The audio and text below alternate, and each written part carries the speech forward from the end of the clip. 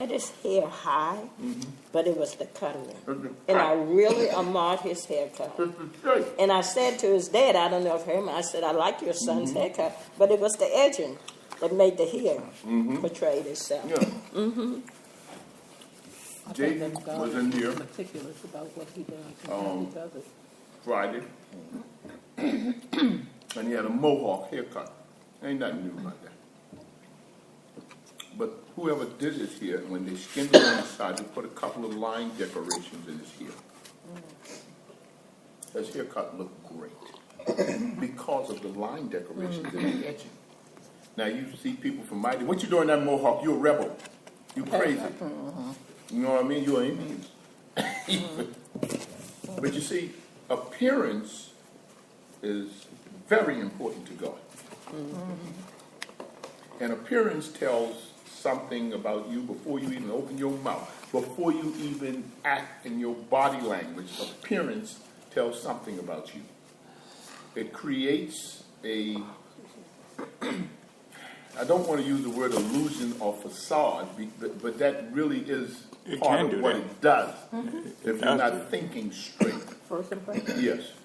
But it creates an aura around you.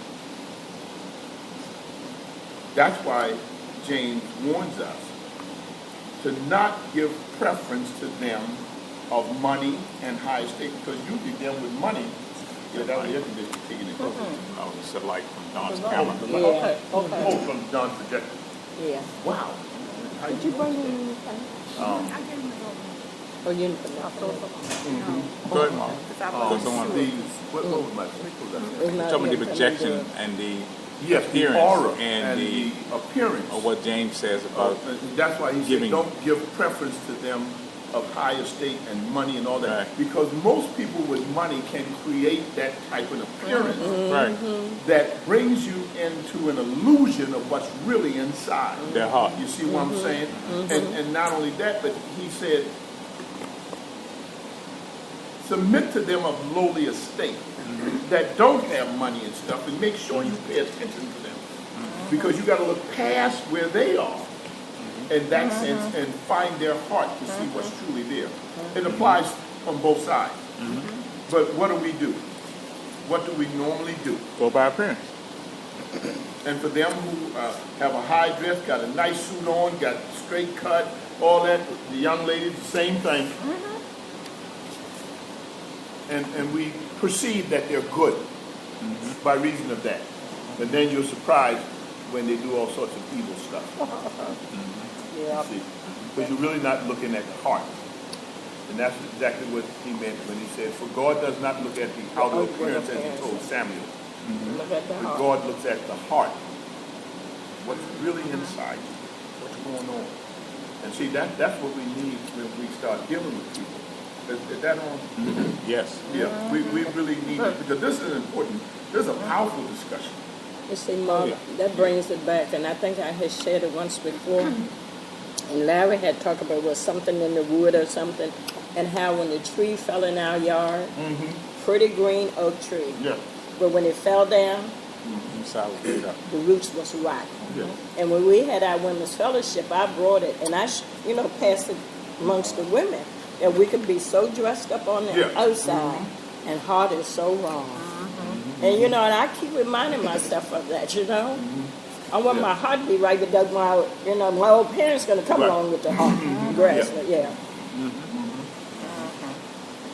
And Theodore sat underneath that tree for many years, but the wind took it down. Wow. I turned this.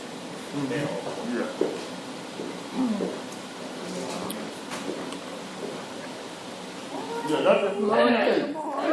Big sis. Good morning. How are you? Good morning. Y'all started already? Yes, ma'am. We Into a little And it restarts when you get here. Yeah, always restarting. But this is a powerful thing to talk about. A person's heart versus what you see on the outside. Well, this is going to be this discussion is not going. It's going to have to go on to next week because there's a lot to talk about. Yeah. when we really slow down, I mean, put it in slow gear and discern what spirit, I'm going to say you, but me, anybody, everybody. And that is a real serious consideration that most, I believe, it appeared to me, if I could say it that way, and most believers do not do. We do not discern what spirit we are of when we're having conversation about a whole lot of things, about just for anything. We just go for it because we feel the liberty to say what are we saying to whoever we're saying it to without any thought of the reality that your words are spirit in their life, and that your words are doing something. They're painting a picture. They're putting someone in a position of judgment. They're creating all kinds of opportunities for some serious division. And we know the adversary comes to kill, to steal, and destroy. We know that's his MO.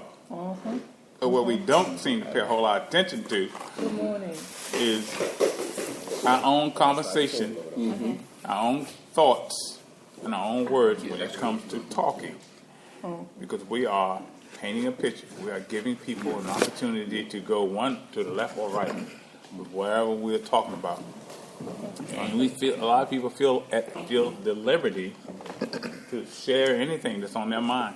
Or the point is, we are just not prayerful and discerning enough when we're communicating with people about whatever. True. Because we're not aware, we're not paying attention to the fact that we have an adversary that's live and well, and doing everything he can to overthrow everybody and anybody. And while we feel the liberty to discuss things and to say things about our opinion about this person, that person, or what's going on over here and over there, we're not discerning the reality that, first of all, everybody's going to bow before Christ. The saved and the lost alike. Every knee's going to bow, every tongue's going to confess. Everybody's going to give an account for the deeds done in the body. Everybody's going to give an account for every idle word that you speak. Now, we talk about that, we quote scriptures like that, and then we just keep going. But when you slow down long enough and be thinking about that when you're having conversation, or you listen to someone else's conversation, discerning where they are, and you can sense and see that they are not discerning of where they're coming from. It's almost like what Jesus said to Peter, and we all know this. This is an obvious and a powerful demonstration and illustration of the reality of this truth that we just can stick with Peter in Jesus' conversation and just leave it there, or we can bring it into our own conversation and see how many times we have fell in that trap of not saying the things that are of God. Because when Jesus said to Peter, "Get behind me, Satan," because you're not saying the things of God, Peter was absolutely unaware that he was saying anything that he thought he was absolutely right in his conversation. He believed what he was saying to be a good truth, a good thing to say. And most of us, when we're having conversation with people, we join into a conversation or we start the conversation, it doesn't matter. But we're not prayerful. That's why the word tells us to take every thought captive. And we just don't do it often enough. To take every thought captive. Because if you can just stop for a minute and think about where this conversation is going to go, what kind of thought is going to plant in the person's mind whom you're talking to, where it's going to take them. A lot of things we are saying we wouldn't say. We would stop and say, no, but not say that because this is a trap set. It's going to throw you off. It's going to get you separated and divided from the body. You can't fellowship with certain believers because you got this thought pattern now that says they ain't nothing or they're about nothing or we don't get along, but yet you all want to declare we're all members of the same body. Something wrong. Something is drastically wrong when a believer says to another believer, I can't fellowship with you. Something is wrong. And we need to find out what that something is, and we need to start with ourselves. Because you can't get inside the other person and fix them.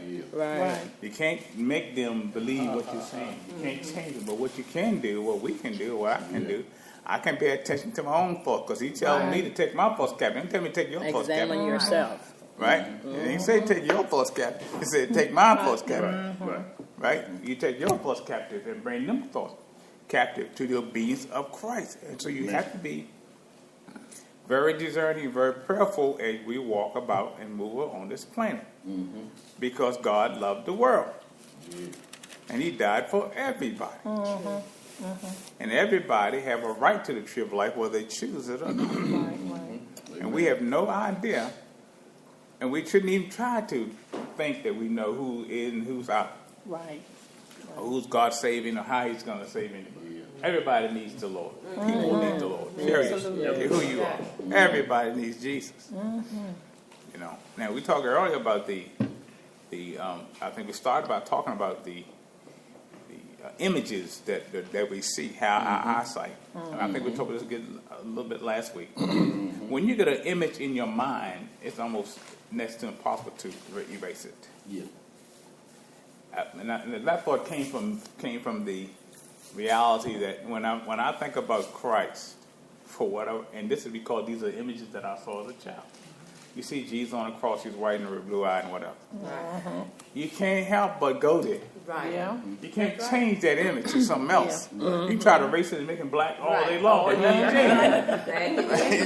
It's still burnt in you. It's still what you see. That's right. That's what you think. That's how your mind goes. It's locked in that image. It's etched in everything. Yes, etched in that image. And so we have to be very, very careful. Very careful about what we're seeing and what we do with what we're seeing and how we're speaking about what it is that we think we see or we think we know. Because everything that appears to be of God is not godly. Yes. And some things that appear to be ungodly is as godly as God can be. Yeah. True. That was Job's friends' problem. They thought they knew God. And they thought they knew what Job was all about. And man, you got to be jacked up from sinning and war. You done something wrong because this don't happen to good people. And you, so you ain't good. Right. Something. You know, Yeah. you ain't good. You're not as good as you think you are. Yeah. Amen. So I'm serious. We need to really slow down a long time and learn ourselves how to take thoughts captive. Yeah. How to not engage in conversation that's not of God or that's not led by the Spirit of God. Amen. You might find ourselves not talking so much. Yeah. You know, because the adversary is always lurking and looking for an opportunity to draw somebody away into a trap and a snare, into condemnation, into whatever. And by any means necessary, he would do it. And we're not smart. We'll be the very instrument that he's using to do all that. And man, I see this stuff happen all the time. You see believers. You can't say they're not saints because you don't know. They said they Jesus was Lord of their life. Who am I to say he's not? That's right. Right? Because you're not doing what I thought you ought to be doing. You're not saying what I think you ought to be saying. As a believer, you don't say that and you don't do that. So you can't be of God. You got to be careful with that. With that conclusion that we're coming to. Because God done told us to judge nothing before it's time. And the Father have committed all judgments to the Son. So we leave it there, you know, with the Son and just monitor. It's like what Jesus said in Matthew, but clean the beams in your own eye first. Get that log at your own eye before you see clear to get the motes in your brother's eye. He means this stuff. He ain't just trying to come with those little nice phrases and stuff or people go around and quote. No, he mean what he says. And he mean for us to listen to what he says. And discern what he's saying and pay attention to why he's saying what he's saying and see how we line up. Or if we line up with what he's saying, and don't be so quick to dismiss yourself and say it's okay. It's not okay. It's not okay. And so, you know, just becoming more clear. I don't know why it's becoming so clear to me every day of really discerning and paying attention to conversation, minds and other people, to discern what spirit is speaking right now. Yeah, well, really, I think part of it comes from learning and really understanding that you can't have any confidence in yourself. Right. We really have been doing this for a long time prior to God. And they talk about a habit, you know, being formed in 21 days. Now, when you look at that versus the amount of years that you've been, that's a very short time. Right. So we've been forming a whole bunch of habits before God. You know, pull back the curtain and say, them habits are all messed up. What you and the gathering of information to assess a person based solely on appearance is one of those things that we've learned to do quite professionally, quite eloquently, quite nastily. I'm telling you the truth. This is the truth. And so that's why one of the things that James talks about, I want to read this in a moment, and the other one we talked about when God gave them instructions on how to build a tabernacle, the robes and all those stuff, that there was one purpose for all of these things that was just aesthetic. This. For beauty. God is very concerned about your appearance, but not so that you can manifest the heart, so that it can be pleasing to the eyes. People, that you don't cause a stir with that. That's very important to God, because he knows that we've been developing these habits. But because our thinking, like Larry said, is corrupted by reason of the habit, we don't understand the true purpose of the beauty. You see, listen to this, and you don't have to turn here. In Exodus, in chapter 28,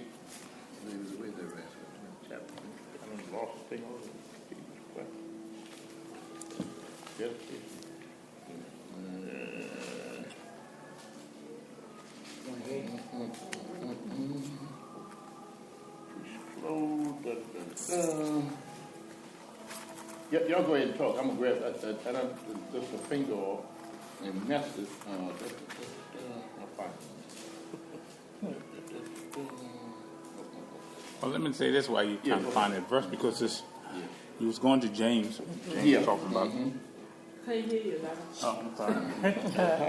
I can hear me fine. And that's the problem I do have. I can hear me. Most people can't. If they do that work, they can't hear me. They still talk too soft. You stand it like that, too. But anyway, it's hard to, hard to remember to speak up for those who are not hearing me when I hear myself. But anyway, talking about appearance, and James, in the book of James talking about judging people coming to the service. One coming to your service and he's dressed well and look well, and you tell him to come up front and sit up front because we see that you look good. And then someone else come into the same sanctuary and they have vow raiment on, they don't look that good. You tell them to sit in the back somewhere. You can't be up front because nobody wants to see you. He warns us against having those kind of judgment and passing those kind of judgment. Also in James it tells us to be mindful to entertain strangers, going doing so some may entertain angels unaware. This is a real testing place for us. If we're not discerning. Well, whether we're discerning or not, it's still a testing place. And the reality is everybody's going to stand before God. That's right. Everybody. One-on-one, individually, for whatever happened in your life, whatever you did with whatever stuff that came through your life, we're going to have to give an account and answer to God for that.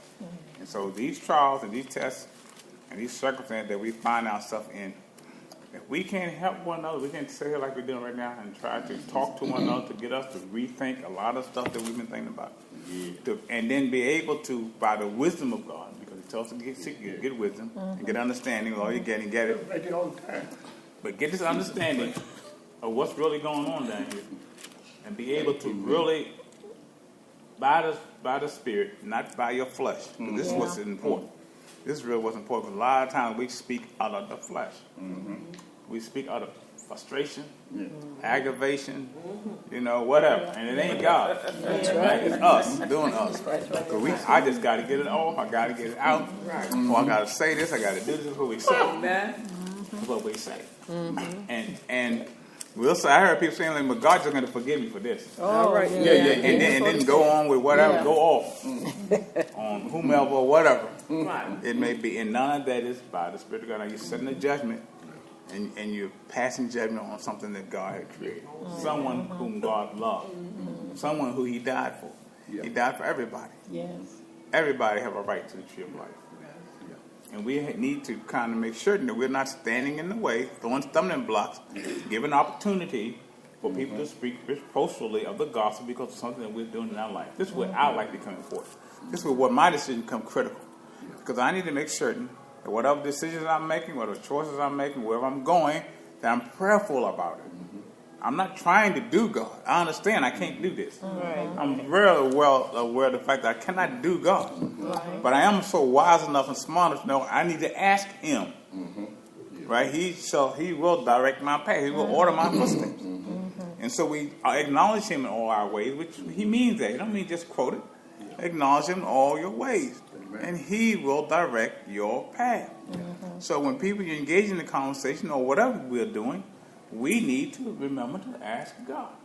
Because we don't know as much as we think we know. We need the Lord.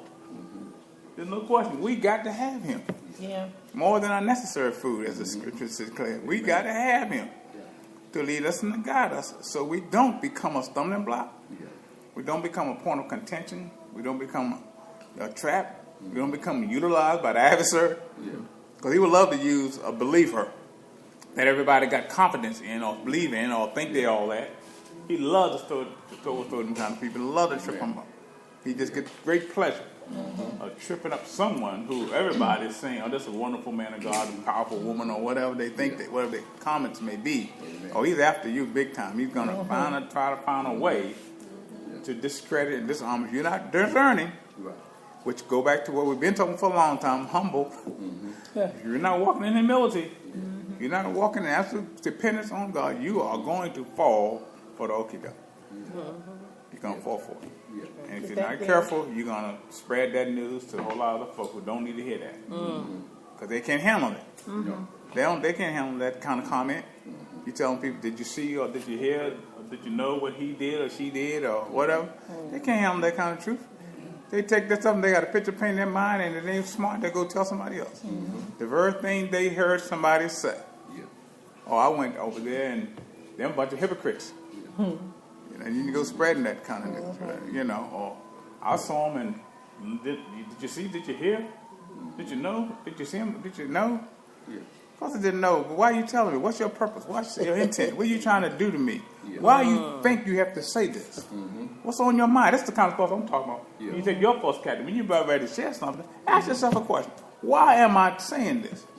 Why do I feel the necessity to tell you this? What is it going to do for you or to you? What kind of judgment she's going to put you in? What kind of snare am I setting for you? When I say this or when I do this. And if you're not doing that, you need to keep your mouth shut. Really. You need to think about it. You need to back down because I'm telling you, the adversary is out to destroy. And when you see certain people, that, you know, that's just like angel of Christ, that word that someone spoke to you about them, first thing pop up in your mind. I don't care what they're saying. I like they mean you're supposed to go right back to, but however, I heard this, I saw that, they told me this. Destroy all that good work that someone's trying to. So you got to be. This is serious warfare. That way, this is not child's play. This is not candy for kids. I'm serious. You had a question, June? I was thinking. Oh, yeah, she was trying to say something. You know, That's okay. Keep talking. That's okay. Is that I'm thinking of we are to be quick to hear and slow to speak. Yes. Yes. And in that instance, when we are being slow to speak, we're being discerning and prayerful and asking God, what do you want me to do with this information? Do it stop here? Do the buck stop here? It should, in most cases. Should stop right there. Or you need to ask God, how do you want me to respond to that person? Because you could deliver them. Or that snare that they're in, just like Jesus delivered Peter. Get behind me, Satan. You're not saying things to God. We're not bold enough to tell somebody, wait a minute, I hear what you're saying, brother. But you know what? If you go around saying that, if you tell somebody else what you told me, I can handle that. I might know what to do with that, but this other person you get ready to share that to with, they can't handle that kind of truth. They can't handle that kind of comment. It's a snare for them. It's a trap for them. It's an overthrow for them. So you may not want to say that to too many people. You might want to keep that to yourself. But you might want to ask God what to do with that bit of information you just got. and you know, Go ahead. sorry. Remember we always talk about how subtle Satan is. In that moment, in that very moment, when we come back so quickly with an answer, that subtlety seems like it's in a split second. It's right there because we are quick to come back with. Oh yeah, don't take long. Well, it's your habit. When I go back again, Right. it's your habit. It's how your mind has been working all the time. trained over the years that you have not been concentrating, integrating, dialoguing with God as on a personal level. You see what I'm saying? Whether it be within the fellowship of this confine, whether it be at home in your own devotions, wherever it might be, you were not mindfully interacting with God in such a way where you develop these things. Right. You've been interacting in the world system, the world way. I mean, all down to the educational institution, the whole Right. 9 yards. There's a word in the scriptures, especially King James Version, they use for Jesus when they start talking about something. He said, and he got up early in the morning before daybreak, and he said, as his custom was. He developed this. He learned this. This became an habitual thing for him, and it was produced by the way that he thought. Even humility. Humility is not really something you do. Humility is the way you think. Yes. That's what humility is. Yes. You see, your mind is the cornerstone of every action that you do. Yes. Every thought, every idea, every interaction, conversation, the whole 9 yards that goes in here. Your mind is the catalyst almost to everything that the hands, the feet, the eyes, the ears, your body does. Gotta be like that. That's why the Lord says, forsake your way. Let the unrighteous man give up his thoughts, and the wicked man forsake his way. See, your ways come from your thoughts. Yes. That's the way you think. And when you start thinking different, then you'll do different. You see what I'm saying? And that's why the Lord is saying this to us in all aspects, because what you take in your early years help to fashion that. Yes. That's why it's such a grip. That's why it's so hard sometimes There to you go. deal with these things. God can change that in a moment, but you'll have no appreciation for it. Right. Steve appreciates how well he plays, but it's only because of what he went through to get there. Ella appreciates how she does now in singing and leading us in worship and song, but it's only because of what she had to travel through to get there. Yes. We appreciate what Mama Tolson does with all this and how she came up with these things, the mind, all this stuff is apparent. But how long? You ask her how long it took her. She'll tell you. And she does it like that. Ella, when she's up there, like that. Steve, when he's playing, he don't even have to quote unquote think about it. It's natural. This is what faith is. Yes. When faith gets to the point where you've exercised it enough, where it becomes, Nice. Yes, yes, yes. you don't have to, boy, this will get people in trouble. You don't have to ask God what he wants. You know. Yes, yes. That's true. Because you've been talking with him. You've been interacting with him. Fellowship. He is told there. you what the deal is. The relationship is there. Yeah. How you think Jesus knew who to pick? He wasn't sitting up there, you, Right. maybe you all right, but I don't know about you. He already knew the whole purpose. Yeah. You see what I'm saying? And when we Fellowship with God. when we are walking in this thing, fellowshipping, we're going to get to the point where that becomes natural. Right. And it becomes natural in your uniqueness. You can't take that away because God didn't. Right. Larry is still like Larry even though he's been born again. You can tell him from everybody else. You don't become 1,000 Drupas when you get saved. And everybody look like everybody walking along the same way. No, I'm sorry. God, oh God, that would be so boring. This appearance is part of that. How could the people tell the difference between the tabernacle of God and the temple of idols? It was the appearance. They said, oh, the Ark of the Covenant is coming to the camp. They're joking, I'm going crazy. We better get the heck out of here right now because something's going to happen. There was only one ark that looked like that because God had them specifically designed it that way. And it was an appearance. Where we get in trouble at is we stop at the appearance. We can't stop there. Right. We can't stop at the appearance. We got to dialogue. We got to enter into the person. And then we will find out what's really In the heart. there, in the heart. And then you'll know how you are to be directed by the Spirit of God to deal with this person and respond to them. But we stop at the appearance and we say, you need a haircut. Your stuff looking kind of raggedy. You need some new clothes. Why are you standing on this corner begging? But then the CEO comes and, oh man, you are so, or she, you're making $500,000 a year. You got to know what you're talking about. Make 10 million for having Yeah. speech. Yes, Lord. And the 500,000 and 10 million that they making is coming out of your pocket. Right. Oh yeah. Tax Mess dollars. you all up. Let me read this real quick.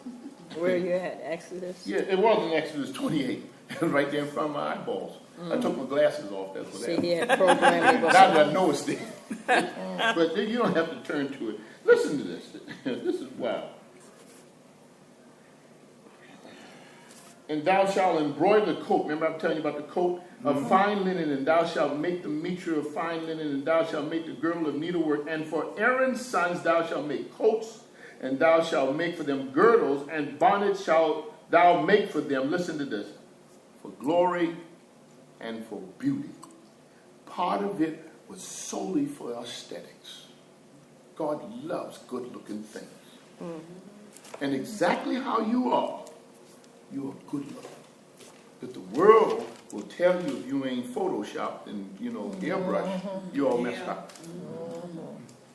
You got to watch that stuff. So your mind has to be exercised to the things of God so that it can repel those things like a shield. Just boom, boom, get out of here. I know that's not the truth. You see, the reason these young girls get in trouble, the reason these young boys get in trouble is because they believe that that's the truth. And if we don't start talking to them when they're here, way down here, Right. instead of waiting until they get up here, and so much of that world stuff has already gotten them, already formed their opinion, already concreted in their stuff, and now you got to chip away at it, and you wondering why they behave so messed up, doggone it, and they're being bad. No, they're not being bad, they've just been programmed. Yeah. Yeah. And now it takes a whole lot more for you to unprogram. Now you got a program that's filled up with ones and zeros in this room as opposed to one in this cup when they're down here. And you can easily empty that out and put some stuff in there. You know?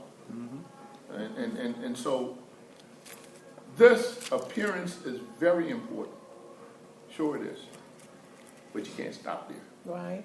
Can't stop there. You got to go into the heart. Well, See and what's there. But that is the problem. Yeah. That most of us stop at appearance. Yeah. Judge from appearance only. Yeah. And Well, never design what I'm thought. thankful about here at Christ Church is I think we've gotten across that hurdle, at least in awareness, at least in consciousness. You see what I'm saying? Yeah. And this makes the difference. Right. Not just here, but even more importantly out there. You see, because when you really infect one, it's exponentially increased. Yeah. That's the mathematics God does. That one is going to infect 10 more.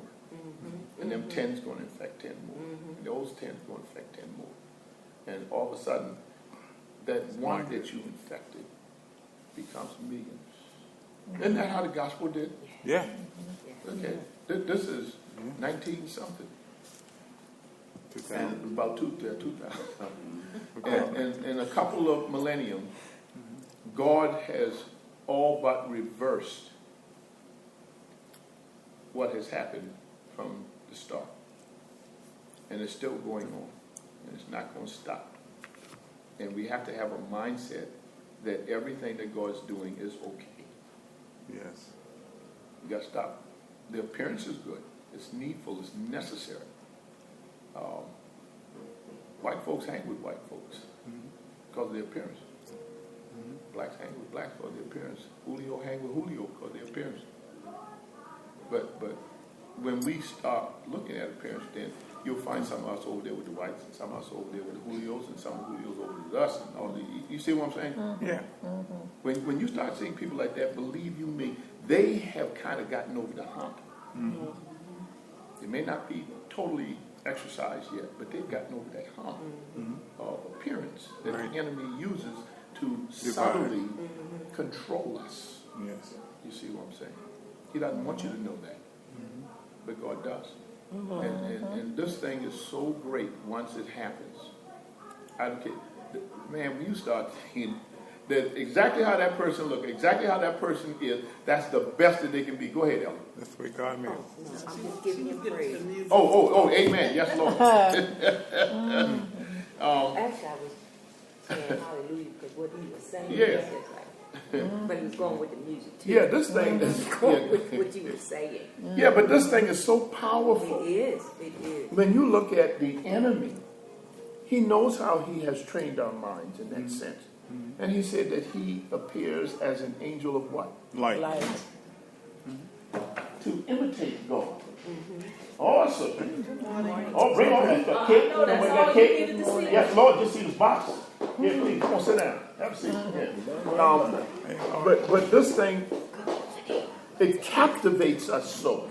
Just think about it. You know, when you go into a big building or anything, where was we? What was our Downtown? ride? Well, right, we met his wife yesterday. We was down somewhere off of Doctor's Hospital, off of Good Luck Road. I hadn't been down there in a long time. And as I went on the other end, because I didn't know exactly which way I was going, this big building appeared. Man, this thing looked majestic. I was like, whoa, when did they put that there? Do you know what it was? It was a Muslim temple. Oh, I seen it. oh I seen it already. A Muslim temple. yeah, It's yeah, on the left, going Yeah. going east. Yes. yes, Yeah, I see That it. thing It's was- beautiful. I said, It's nice. whoa. It's nice looking building. yes, it Holy is. mackerel, that thing Yeah. looked. I mean, it got the corner, the crown, the spike, and the gold trimmings, and I mean, all of that stuff. So who wouldn't want to be a part of that? It's Thank so you. beautiful. That's exactly what I'm talking Draw about. people. And if you didn't know better, Yeah. There's a little man when you on go that top inside, taking the horn. you'll think that what's inside is just like what's outside. All right. But for those who know the truth, it's death inside. It's a trap. It's Yes. a allurement That's to inside. get you Track, inside. a death. It's You death gotta speak inside. up. Steve can't hear. Oh, I'm sorry. Yeah, I can holler now. Yeah. I didn't mean to Look, put that out there. look, hey, look, hey, he heard that. I just want him to hear. Yeah, I know. Tell him I come over know. here. You looking out for him, baby. Yes, You're doing I the right am. thing. So what I Amen. missed, he needs to hear. That's what he- I'm talking you about. know, Amen. yeah. But there's death inside, and see next that's exactly. Well, hey, Mom, Yes, that's the sir, same go thing. Go back to Proverbs 6, 7, 10, one of them. But the woman, Yeah, the good-looking The lady, good-looking catched woman. it. Yeah. But she honey on her lips, but poison in her mouth. inside, she just messed up. Inside, just Yeah, I like it. That's a powerful right. proverb. yeah, yes it is. But that's again, we go by principle. Yeah. By what we see. Yeah. I can tell you, you know, a couple of my family members always come to me. Yeah. It make me so upset to hear them come to me and Yeah. say, Dad, Yeah. did you see her, man? She looked good, man. I said, Yeah. man, please, don't come to me with that. Don't even try that with me. Do you know what you're saying? Do you understand where you're going? Yeah, Do you know what that's all about? Right. You don't understand that. Yeah. You touch it if you want to. You get what you want. yes sir. But you won't want what you get. Yeah, I say the same No, thing. man. I mean, man, you it's say ain't a- what My you boys and to my daughter. yeah, but it's the appearance. It's the appearance, like we're Right. saying. So you Yeah. better, you Yeah. better get to the heart. and believe you me, don't get me wrong. That's necessary. Oh yeah, That Listen. appearance, that draw is necessary. right. You see what I'm saying? It's necessary to lock you in to Yes. this person. Yes. Because you don't know nothing about it. If you really knew it Yeah. was there, you'd run for the hills if that be the case. Yeah. But it's necessary. So that the bond can start. Yes. But again, the mind needs to be exercised prior to them getting into all of this, and that's why this is Right. so important. Yes. Down here. Yes. It's gonna happen anyway. I don't care what you say. That's Right. Oh yeah, got it. Man, I look at that gal, I said, whoa, holy man, Jesus Christ, yes, Lord, thank you. Oh, I like that. It's natural. That's right. But the problem is that's where you stop. Yeah. You don't need to stop there. And you know why you stop there? Because you weren't trained. It's as simple as that. Yeah. He told Joshua them that when you shall teach them diligently to your children. Yeah. When you rise up, when you lay down, when you go out, when you come in, When you walk by the way, you will teach these things diligently to your what? Children, little tots. You need to tell them about your experience. You ain't got to make it sound facetious or anything like that. But That when was you true. screwed up That's at, it. they got to hear this. Yeah. How you thought about you screwing up. God said your whole life. Teach it to them. Yeah. Because you keep telling them, don't make the mistakes I made, but they don't know what mistakes you made. That's true. Yeah. Because you They always never tell. appearing this big. My daughter said, my daddy didn't do anything. Yes, Lord. And when she came in and said, Dad said, Dr. And she said, that's it. I'm good. I'm out of here. Because Daddy said so. But I need to tell her about all my other stuff too. You see what I'm saying? So that she can understand where to avoid. Yeah. Because if she trusts me like that, then when I tell her that I screwed up, then this is what you did, then she'll believe it. And when she see it coming, she'll have something to examine it with. Yeah. And she may be able to deal with it a little bit better than I was. You see what I'm saying? But we don't tell them that. We try to protect them. Yeah. Cover And then Yeah. you get mad at granddad and grandpa, grandma for telling them because they done got to the point now they don't hide nothing. Oh, yeah, grandparents. Yeah, they don't hide nothing from That's them. right. They're going to tell the truth They about it. don't tell them that. Grandma. Well, it's the truth. They gonna learn if they don't. They gonna bump their head. That's right. You see, Yeah. and the appearance is going to get them. Yeah. So it's going to dazzle their eyes. There's very few men, and I'm not going to go all the way to the conversation, but me and they'll have these type of conversations all the time because that was a big bane in my life. I'm telling you now, there's very few men that escape the allure of a woman in the way of stopping at the appearance. Very few. I don't care who you are. Very few of them. One of the reasons is because older men don't talk to us. I talk to young boys all the time. I don't care where they are. I meet them on the bus stop. Yeah. And here comes and say, boy, you like that gal in the boy. I see the way you look at her. Well, I look at it like that too, but I stopped right there. See, you done going down the street. You get yourself messed up. I'm telling you now. Then you have a baby. And you ain't got no job. Where you working? How much money you make? You can't be making so much because you're catching the bus. That's just logical, okay? You made a good bit. You be driving, brother. You know. In your mind. Yeah, Lord. And I'm telling you, you keep on going as you run that gap, and then you have baby. Then you'll be walking. You won't even have enough to catch the bus. You got to feed that man. Yeah. Remember Michael Jackson said, "Don't have the baby if you can't feed the baby." I talk to him just like that now. I thank God. Yeah. That he's freed me in that sense. You see, because we still got God like this. Right. Like this. I don't care how big the box is, you still got him in a box. And every time you put him in the box, you bring out the box. Matter of fact, when you get him in the box, he's in the box in your mind. Because you're going for the appearance. The appearance has gotten you again.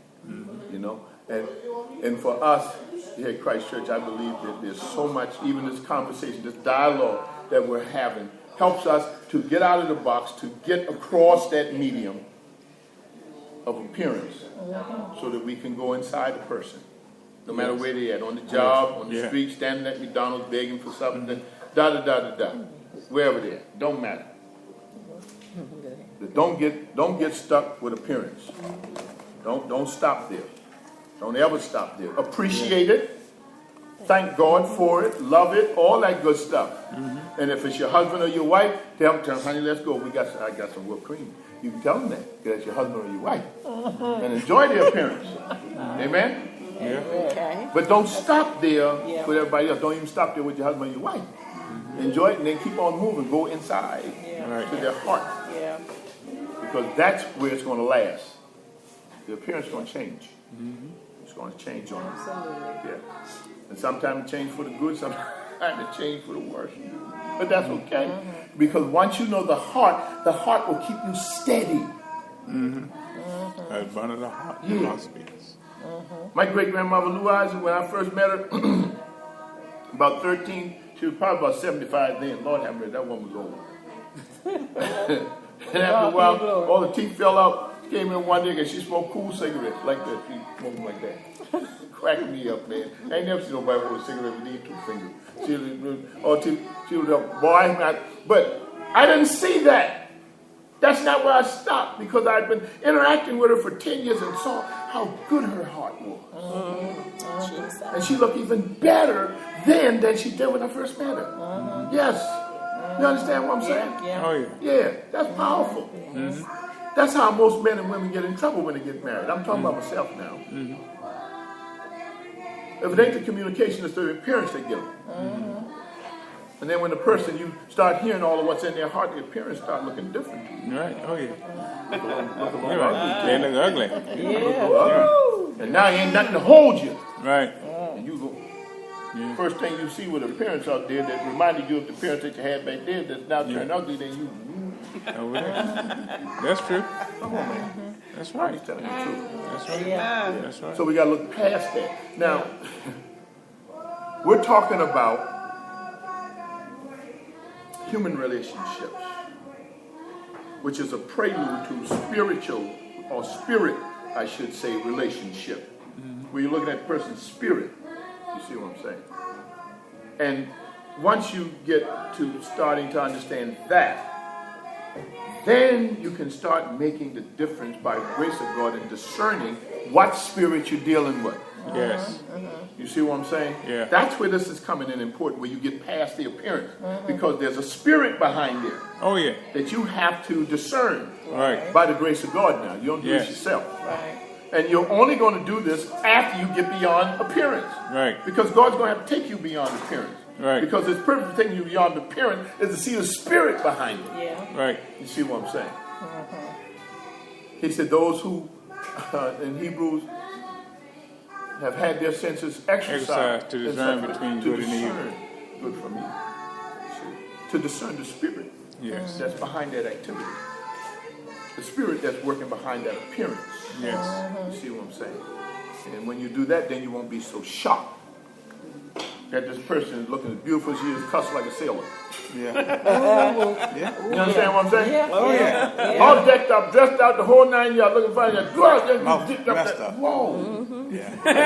Get the heck away from you. No, I'm going to stay right here, right here. Yeah. And but then you're able to, when you discern that or and witness that or see Yeah, that, there you go. you can still have great compassion Yes. for a person That's who's what been I'm talking captured about. like that. Yeah. Yeah. Who's in a snare like that and don't even know, You don't know. don't have no way No out. They idea. want to come Don't out, have but a can't clue. come out. They Yeah. can't know any way you can get out of Yeah. it. You And cannot won't come out on condemn your them. own. You know, you won't act in You have no idea how to condemnation. get out of that trap that Yeah, you're in. exactly. You know, And God sent you there just for that yes, purpose. for a verse Amen. of Sent speaking you the there word just for that purpose. to them, So you can the speak word life. by the Spirit, Yeah. Right. to speak to their spirit, Yes. in order to bring them out Amen. of that snare, Glory, hallelujah. that trap that they've been captured and held captive Yeah. by, because Yeah. they need to come out. Oh, Yeah. man. And you can have all kinds of mercy and Yeah. compassion, long suffering, Yeah. all the characteristics of the Yeah. Spirit of God can be manifest Yeah. to a believer who Yes, Lord. understands Thank that you, Jesus. and who discerns that and be prayerful all the time that God by His Yeah. Spirit Yeah. may give you an opportunity to speak to them, Yeah. that He may bring them out. Yeah. You don't never go try to straighten nobody up. No, no, If no. you going with that spirit yourself, I'm gonna straighten them out, then you wrong. Yeah. And then nobody gonna be straightened up, they're gonna be offended, Amen. and they're gonna just go back to where they were or stay away from you. Yeah. Amen. Because they Lord. opinion about you. That's that powerful. you don't love, you don't care, or Yes, you sir. know, Yes, sir. you're bashing or whatever. Yeah. Yeah. So you got to be very, very discerning Yeah. what the intent, what the Yeah. goal is. Yeah. The Yeah. intent is to snatch people out of the fire, Amen. hating their garment spotted by the flesh. The intent is to Yeah. bring them, take those people captive, Yeah. who have been taken captive by Satan in this world. Amen. That's what our mission Yeah. is. Yes, sir. To Yes, bring them sir. out Yeah. by the spirit of truth Yeah. and with the truth of God. God speaking through us and to us to share with them Yeah. in order that He may bring them out. Yeah. We Yeah. plant, Yes. one water, Amen. and God in His time will get increase. Yes, But Lord. please be very careful that we're not part of the adversary's camp Yeah. when we're saying things to people what we think is going to help them, like Peter thought it would happen Jesus when he Exactly. said, "Don't go to the cross." Yeah. And that was That appearance. ain't for you. That was appearance. The appearance. He made a decision based.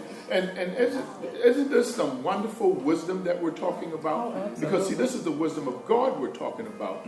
And within the conversation and the dialogue, there's an opening, a prelude for understanding. Yes. So when you go out there. Yeah, you understand why. You understand, and that understanding can be sharpened when you start interacting with people and remembering the wisdom that you talked about. So that the Yes. Spirit of God can open that up in your mind, and then you can act on it. You know, yeah. With that person, in the moment you'll just cussing like you don't look at them like you're crazy, No. because that's the way it is. Right. You understand what is behind it. Yes. You see what I'm saying? And you don't get offended and trot off in the other direction. Or you don't look so holy and act Yeah. so holy Yeah. that you know Yeah. that all That of a sudden they you offend sense them it. again. You say, Yes, yeah, yes. they're They sense sense that it you immediately. judging me. They'll say, don't Yeah. judge me. Immediately. People say, don't They sense judge it me because they immediately. think you Yeah. are Judging. doing just that. And there are those who do that, and they got to be very Yes. careful. You got to be very careful. I was at work the other night. A young lady who was a Christian was in the break room. They were. I wasn't in there. I just walking past the break room and listened to a conversation that they were having, and she, in her mind, Well, that boy ain't playing. thought and assumed that she was, saying the right thing, and trying to assist these people in the break room and giving them some understanding about how God is, Right. and she proceeded to put down a certain class of people. Yeah. Because she said that's not God. God ain't like that, and God don't like that. Yeah. And I'm discerning the people who are listening to her, Yeah. and them judging or thinking that okay, this is a Christian. This is how y'all think. Right. This is what y'all believe. Yeah. You follow what I'm saying? Yeah. Now I didn't take an opportunity because I didn't give him an opportunity to talk to her and say, sis, I understand what you're trying to say Right. to them guys in the break room, but that was not what they needed to hear. Right. That was not what they needed to hear. And you're speaking from your own experience or from what you think God is like. But that's not God. Yeah. But you have to be discerning yourself. Right. You have to be prayerful for yourself. You have to wait on the Spirit of God to lead you for an opportunity to straighten that out if He chooses to do that. Now, nothing's going to overthrow the will of God. This is what's so powerful about God. Absolutely nothing. Nothing. No lie did the devil tell. Nothing. Nobody he's gonna happy to ain't gonna possess or take control over, whether they save or lost, is going to overthrow God's intent. Well, that's the God's thing purpose. playing. She's Just ain't- just ain't rascal up. And that's good. That's great to know. But what God is doing, He's allowing us or teaching us Yeah. to do Matthew 11:28 to learn of Him. We know how God is. We know Him. Yeah. We Yeah. know Him. Yeah. We know His mind. We know His Yeah. heart. We know what He thinks. We know our Father Amen. before we go to see our Father. Right. We ain't waiting to get there. Yeah. And Amen. we're learning it right Learning here, it right right now. Right now. And we're receiving it all by faith. Excuse me. Yeah. Yeah. Right Because it's now. by faith. Amen. So this is good. This is Yes, great it is. stuff. Real good. It really is. I thank God for it. I really do. Man, oh man. It's about that time, June? Okay. Oh, it's past that time. I see that. That's all right.